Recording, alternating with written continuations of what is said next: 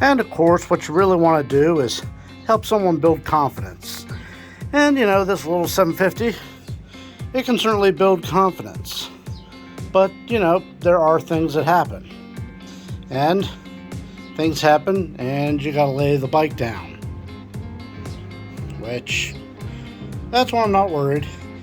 It's one mirror. The tank was already dented. I'm already looking for another tank. There are things I want to do with this bike. The taillights, a little bit out of sorts, but it's not bad. That's what those taillights are for. There's nothing absolutely wrong with this bike after getting dropped. And you know what? I dropped my little Honda 250 Nighthawk when I was first learning how to ride it. So, these things happen. And what's a pair of mirrors cost? Well, $25. Well, except for how I actually got these damn mirrors. The box came in not a great shape, and then the mirrors were just covered in plastic bags. There was no bubble wrap or anything else. And it wasn't like it was shipped inside another box. It was just this box, just like that, with just the mirror. I am surprised the mirrors didn't arrive cracked. What the shit? And I got them off eBay, and I was going to give somebody negative feedback, but you got to wait 7 days to give negative feedback. So, when that 7 days is up, oh, you will rue. You will rue your shifty shipping ways. Oh yeah, I said that. So, what I got here is this nice Bell helmet. It is the Bell Pit Boss helmet, which I picked up at a Harley dealership in Washington, PA, when I was taking my bike up the road, and I have this thing. Now PA helmet law is you're licensed, you're over 21, you don't have to wear a helmet. And for a lot of times I don't wear a helmet. But on highways, and I was doing a lot of highway riding, and I was going back and forth in West Virginia, I like to have a helmet. So that's just me. I like this one for a couple reasons. One, it has this little thing in here to tighten it up on the back. It's got a little extra cushion back here. And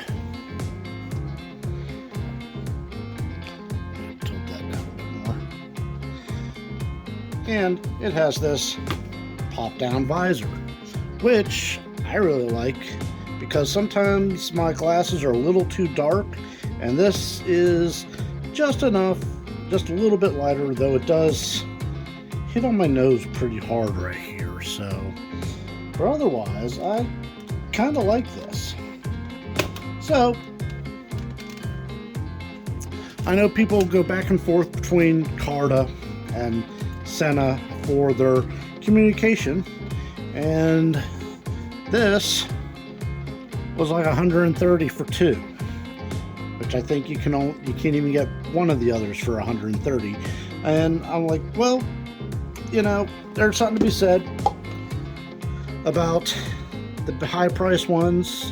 What are you getting for quality, and what are you getting for something that's a little cheaper? And I know some people that really want the conveniences and all the things that make the expensive ones worthwhile, but at the same time, like, well, how bad are the cheap ones? Well, this one, FOD Sports, the FX6, you know what? It's not that bad. Really easy to set up. It charges via USB. I think that's mini, the regular USB mini. And it has this little USB mini connector here, so you can power at the same time. And that runs your speakers and your microphone. And this is a nice little microphone. It sits in there with a little hook and loop Velcro fastener. And for the speakers, what I didn't know when I bought this is that it's got little pockets in here for your speakers to sit into. And I thought, well, that's really fucking convenient. So it was already set up for something like this. So that was a win in my book. And it says to connect these up for intercommunication first before you try and pair it with a phone. So that's what I did. And communication wise, works great. Took my gal pal out, and we each had a helmet, and it was really smooth. And then I tried this, paired it with my phone so that I could see how it worked for playing music, and it does really well. The thing is, I don't like it for playing music through my ears. While it might be, a little less intruding for others, I'll tell you what, I felt more disconnected having that in my ear like that. So I probably won't do that. It just felt weird while I was riding that I could hear the music so well, but I couldn't hear anything else. I could turn the music down, but it was a little out of place. I don't know. I kind of need all the noise. But the features aren't so bad. So you hit the top button here, and it turns it on. And then once both units are on, you tap that button to connect the intercom. And it'll tell you. And this is probably my only gripe, is you don't get a very robotic, you get a semi-robotic voice that takes you through it. You got a little tap button here for stuff, and then you got the little right and left dial. So if you want to go to like the next track, you just pop it like that. But if you want to turn the volume up, you got to hold it. So sometimes you're hitting the next track. So it is a little wonky for stuff like that. But overall, it's not too bad. Got the GoPro mount on here. I'm not sure if I'm going to keep the GoPro mount since I got the 360 camera. But so far, I don't have any complaints. I don't know if there's something more, or if it's for people that travel with like 6 people. This is supposed to connect up to 6 different devices, and is supposed to connect with Sena and Cardo devices. So we'll see, but I don't know. I just needed something for just 2 people. And for 2 people at $130, this does exactly what I wanted it to do with no problems. And if that's what you're looking for and that's what you need, you don't need the expensive one unless you plan on doing something else, or there are other features I don't know about. But I'll tell you what, I could hear clearly when I spoke. I could turn the volume up and down. I have no issues with this. This was exactly what I wanted for exactly the right price. So let me know, are there features that I should have been looking for? Because I was really just looking for intercommunication, between me and another person on a bike, or me and a passenger. But this does the job, better than walkie-talkies. This is really good. So let me know your thoughts. If anybody else has had anything else. I mean, this was off Amazon, $130. It wasn't bad. We'll see how long it lasts. Of course, I'll keep you updated on stuff.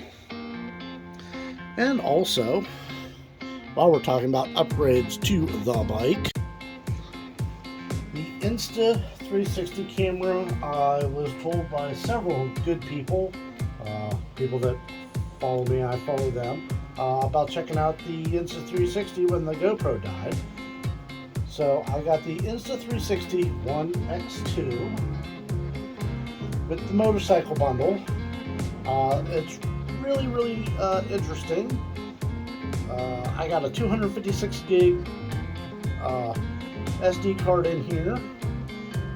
This is the battery, and this is the charger. It charges via USB-C, so that's not a problem.